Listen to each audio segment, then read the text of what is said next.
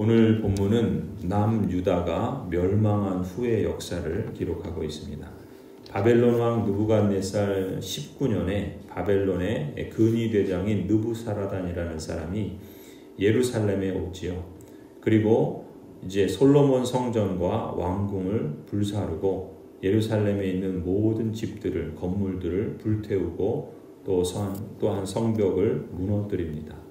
그리고 성전 두 녹기둥을 비롯해서 온갖 기물들을 바벨론으로 가져가지요.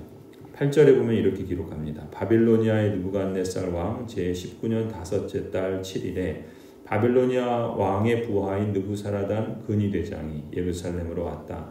그는 주님의 성전과 왕궁과 예루살렘의 모든 건물, 곧 큰 건물은 모두 불태워버렸다. 근위대장이 지휘하는 바빌로니아의 모든 군대가 예루살렘의 사면 성벽을 헐어버렸다.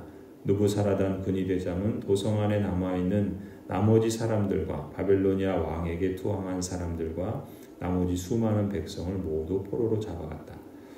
한번 이 당시의 예루살렘 성을 한번 상상해 보세요.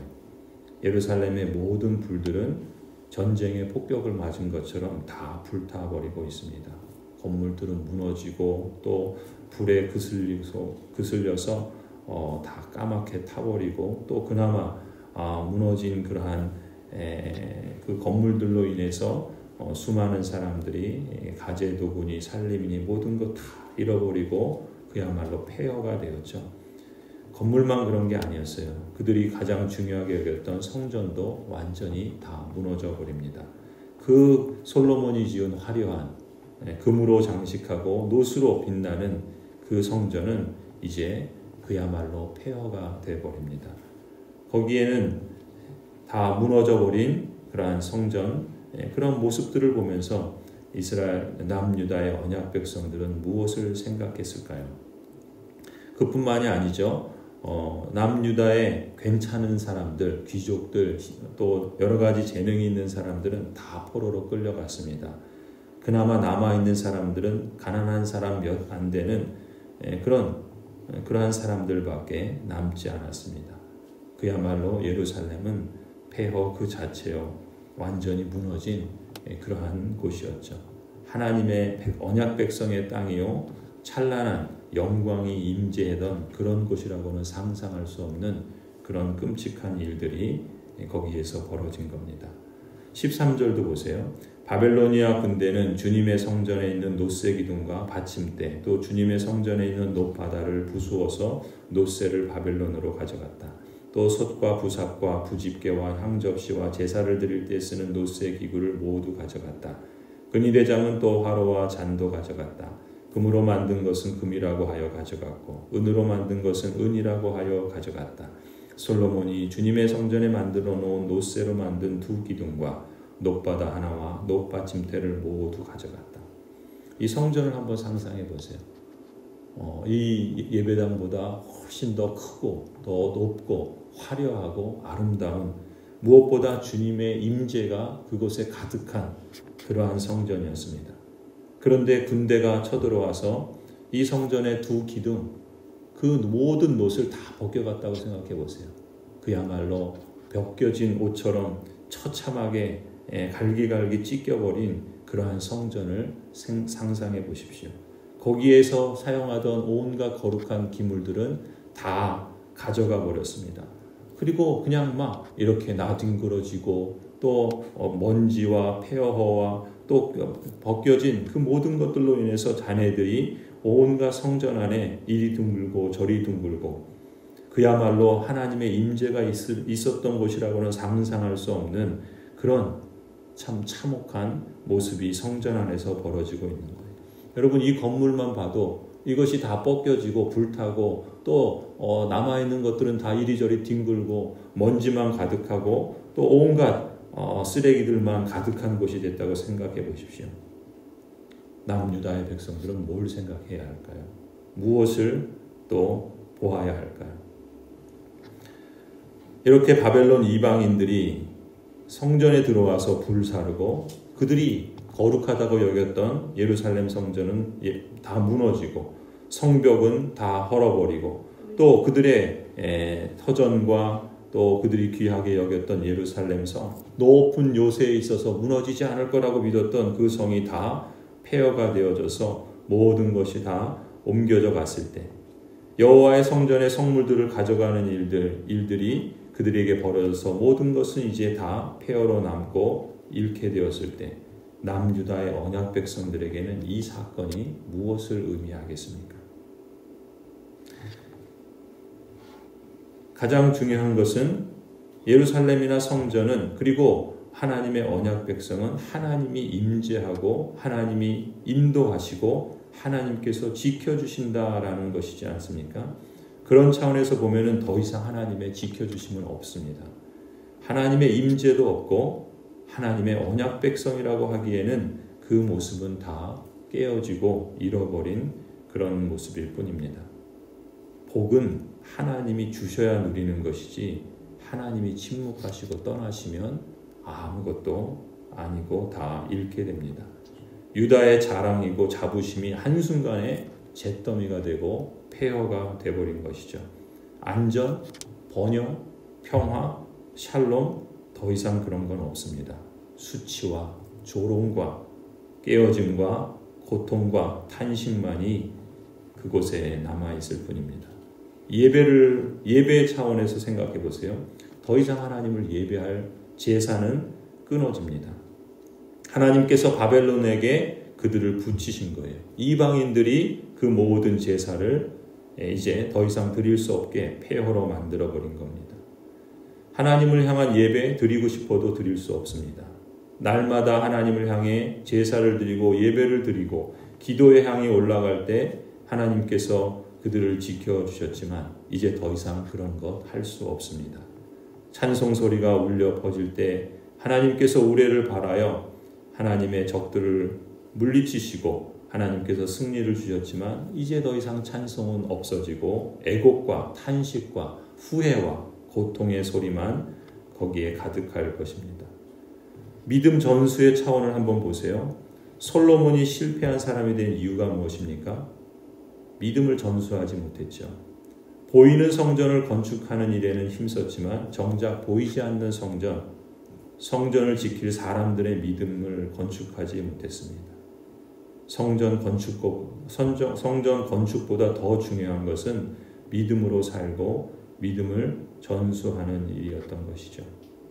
정작 성전은 건축해놓고 그 성전이 예배를 드리기 위한 것인데 예배를 드리지 않습니다. 예배를 드리지 않는다는 것은 그들의 마음의 중심에 다른 것이 자리 잡고 있다는 것이죠. 하나님을 무겁게 여기지 않는 겁니다. 하나님을 무겁게 여기지 않으니 하나님께서도 그 백성들을 무겁게 여기실 이유가 없죠.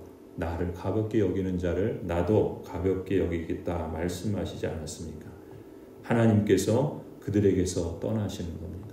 그러니 하나님의 언약 백성들은 정작 예배당을 지어놓고 마음은 떠나고 딴 데가 있고, 그래서 하나님께서 그들을 이제 아예 떠나버리신 겁니다. 그러면은 예배당이 무너지고 또 그 예배당은 폐허가 될 뿐만 아니라 거기서 있어야 할 그 사람들의 삶도 집도 그들의 터전도 그 모든 것들이 다 무너지고 만다라는 것을 보여주십니다. 이런 일들을 당사자인 유다 백성도 백성이지만 여러분 생각해 보십시오. 만군의 주님이신 하나님 자신과 이 일을 관련해 볼 때 이 일은 하나님 당신께 수치스러운 일입니다. 하나님께서 수모를 당하고 계시는 겁니다. 하나님의 이름을 둔 성이 무너집니다. 하나님의 집이 약탈을 당합니다. 하나님 자신이 스스로 수치를 당하시는 것입니다. 하나님의 이름이 먹칠을 당하는 것이고 하나님의 거룩이 손상을 당하는 것입니다. 하나님께서 친히 하나님의 백성을 징계하시고 심판하시면서 하나님 자신도 스스로 수모를 당하시기로 결심하신 것입니다. 자식의 수치가 곧 부모의 수치이죠. 그리스도인의 수치가 곧 그리스도의 수치입니다. 교회가 조롱을 당하고 교회가 하나님의 멸시를 당하면 하나님 나라가 조롱을 당하고 그리스도께서 멸시를 당합니다. 역으로 자식의 자랑이 곧 부모의 자랑이죠. 그리스도인이 영광을 받으면 곧 그리스도께서 영광을 받으십니다. 교회가 칭찬을 받으면 곧 하나님의 나라가 그만큼 이 땅에 드러나게 되는 것이죠. 하나님의 언약 백성들 이 남유다의 역사를 통해서 하나님께서 우리에게 무엇을 말씀하고 있을까요? 이 역사는 그저 그들만의 기록일까요? 오늘 우리에게는 하나님께서 왜 이 기록을 남겨주신 걸까요? 나의 삶을 하나님이 인도하시도록 우리는 날마다 하나님께 우리 자신을 맡기고 있는가? 예배당을 잘 건축했는데 이제 이곳에서 하나님을 향한 예배를 잘 드리고 있는가? 더 나아가 우리의 일상에서도 삶의 예배를 드리며 그 삶 속에 감사와 찬송이 늘 있는가? 우리의 믿음이 온전하게 자라가고 성장하며 또한 우리 자녀들에게 온전하고 올곧게 전수되고 있는가? 우리는 하나님의 자랑으로서 자라가고 성장하고 있는가? 남유다의 언약 백성의 역사들은 오늘 우리에게 수많은 질문들을 던집니다. 그리고 그 질문들은 우리로 하여금 응답하게 하죠. 우리의 응답에 따라서 우리의 삶은, 우리의 내일은 결정되고 또 진행이 될 것입니다. 오늘 18절을 보면은 근위대장 느부사라다는 대제사장 스라야와 부제사장 스바냐와 문지기, 장관, 왕의 시종, 여러 백성들을 바벨론의 하마 땅 리블라에게로 끌고 가서 그들을 거기서 다 처형시킵니다. 그리고 나서 느부갓네살은 귀족 출신의 인물인 그달리아를 이 유대 땅의 총독으로 임명하죠. 그의 아버지 아히감은 예레미야 26장에 보면 예레미야 선지자의 목숨을 구해주었던 장본인입니다. 그리고 그의 할아버지 사바는 요시야 때에 그 국무대신과 같은 그런 신하로서 요시야의 개혁에 앞장섰던 그런 역할을 했던 사람입니다. 그런 그달리아가 예레미야를 잘 알았겠죠. 그래서 이 그달리아는 예레미야와 같은 하나님께서 예레미야를 통해서 주셨던 말씀처럼 유다 백성들이 이제 유다 땅에 거할 때 조용히 그 바벨론에게 항복하면 평안할 것이다 라고 했던 예레미야 선지자의 말을 그대로 권하면서 이제 남아있는 사람들이라도 그렇게 살 것을 당부합니다. 그런데 안타깝게도 이 남유다의 왕족 가운데 한 사람인 이스마엘이라는 사람이 그걸 또 그대로 내버려 두지 않죠. 사람들을 모아서 그달리아를 암살시켜버려요. 그달리아가 죽게 되니까 남유다에 그나마 남아있던 사람들은 어떻게 했습니까? 바벨론 왕의 보복을 두려워할 수밖에 없었죠. 그래서 어떻게 해요? 이집트로 도망을 갑니다. 그때 이 이스마엘과 또 함께 주변국에서 이렇게 모아가지고 이 그달리아를 죽인 사람들은 이집트로 도망가는데 그때 예레미야도 같이 이집트로 가게 되죠. 예레미야는 이집트에서 계속해서 하나님의 말씀을 전합니다. 그리고 결국 그 지역도 이집트 역시도 바벨론에 의해서 정복되고 멸망할 것이다 라는 것을 예언하죠. 예레미야 선지자의 말씀대로 느부갓네살 37년에 그러한 예레미야 선지자의 말씀은 그대로 성취가 됩니다. 예레미야는 그들이 하나님께 돌아오기를 거절하였기 때문에 그들 역시 아무도 유다 땅, 약속의 땅으로 돌아오지 못할 것이라고 경고하고 또한 예레미야도 생을 마감합니다. 오늘 열왕기하 마지막 부분을 보면 그러나 그렇게 폐허가 되고 또 그렇게 무너지고 그렇게 마지막을 맞이한 이 역사 속에 그렇다면 하나님은 이제 더 이상 아무 일도 하지 않으시는가? 열왕기서를 기록한 저자는 마지막으로 이제 바벨론으로 옮겨진 여호야긴이 사로잡혀간 지 37년쯤 되었을 때, 그러니까 여호야긴이 대략 한 18세쯤 주전 597년쯤에 포로로 끌려갔다고 한다면 37년이 지났으니까 대략 한 주전 560년이죠. 그가 한 18세 때쯤에 끌려갔다면은 한 55세쯤 됐을 때 그때 이제 바벨론 왕, 새로운 왕이 이제 즉위하죠. 에윌 무로닥이라고 하는 새로운 왕이 즉위하면서 그 원년에 이 여호야긴을 옥에서 나오게 합니다. 그리고 죄수의 의복을 벗게 하면서 그에게 호의를 베풀죠. 27절입니다. 유다의 여호야긴 왕이 포로로 잡혀간 지 37회가 되는 해, 대략 한 주전 560년쯤 되는 데예요. 곧 바빌로니아의 에윌무로닥 왕이 왕위에 오른 그해 12째 달 27일에 에윌무로닥 왕은 유다의 왕 여호야긴 왕에게 특사를 베풀어 그를 옥에서 석방하였다. 그는 여호야긴에게 친절하게 대접하여 주면서 그와 함께 있는 바빌로니아의 다른 왕들의 자리보다 더 높은 자리를 여호야긴에게 주었다. 그래서 여호야긴은 죄수복을 벗고 남은 생애 동안 늘 왕과 한 상에서 먹었다. 왕은 그에게 평생 동안 계속해서 매일 일정하게 생계비를 대주었다. 유다 왕 여호야긴 비록 바벨론의 포로로 잡혀가 있었지만 다시 왕의 대접을 받는다는 것을 마지막에 이 열왕기하의 기록으로 마무리하고 있습니다. 그것은 매우 중요한 의미를 주는 거예요. 어떤 의미에서 그런가? 하나님께서 지금도 그 당시에도 그 암울한 유다 백성의 멸망 가운데서도 여전히 일하시고 계신다라는 것을 암시하는 것입니다. 어떤 점에서 그러냐면은 우리가 예레미야서를 통해서 보는 것처럼 하나님께서 약속하셨죠. 70년이 지나면 남은 자들을 하나님께서 다시금 약속의 땅으로 돌아가게 하시겠다라는 것이었죠. 우리가 아는 것처럼 이후 역사 에스라 느헤미야 또 역대기를 에스라 느헤미야서를 보면은 주전 536년에 수룹바벨과 제사장 여호수아가 백성을 이끌고 예루살렘에 돌아가게 되죠. 이 수룹바벨이 누구냐면은 이 여호야긴의 손자입니다. 다윗의 자손인 수룹바벨이 유다 백성 남은 자들을 이끌고 예루살렘 성으로 다시 돌아오게 되죠. 여러분 이 수룹바벨이 돌아와서 제일 먼저 한 게 뭐죠? 성전을 재건하는 거였어요. 건물을 재건하는 게 아니었습니다. 그들의 무너진 신앙, 그들의 마음속에 떠나버린 하나님을 다시금 회복하는 일을 시작한 것입니다. 하나님의 약속은 그런 점에서 결코 없어지지 않는다는 것을 오늘 열왕기하 마지막 부분에서 보여주고 있습니다. 나라는 망하고 언약 백성은 다 포로로 끌려가거나 죽는다 할지라도 하나님의 언약은 없어지지 않습니다. 하나님은 여전히 일하십니다. 그 폐허 같은 곳에서도 남아있는 하나님의 참된 언약 백성들을 하나님께서는 끝까지 지키십니다.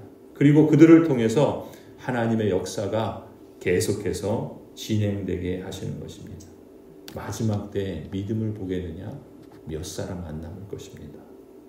하나님은 하나님께서 말씀하신 약속 위에 사는 사람들, 그 약속 위에 살도록 하기 위해서 때때로 하나님은 당신의 의도를 감추실 때가 있습니다.